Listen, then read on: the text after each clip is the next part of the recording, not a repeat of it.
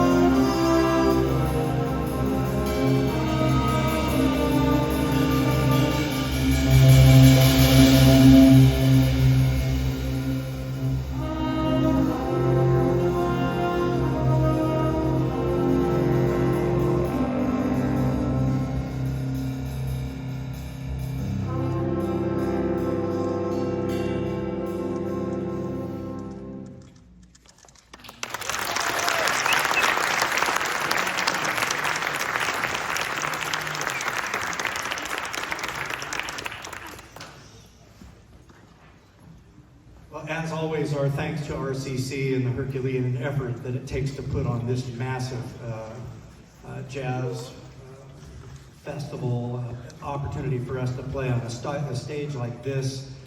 We know all the work that goes in behind that, so thank you to RCC, Charlie Richard, and his whole crew.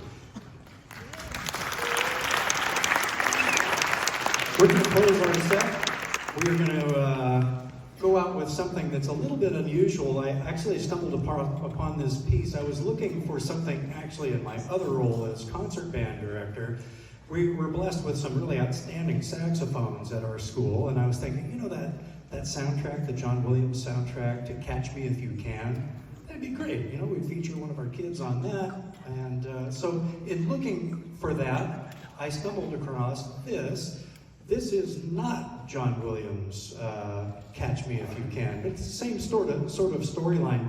This is written by Rick Hirsch, and we play a lot of his stuff, love his stuff, so that warranted a listen. It is something of a tone poem. It's going to color a picture for you of a thief getting away from the authorities. So you're going to hear all sorts of car horns and things like that.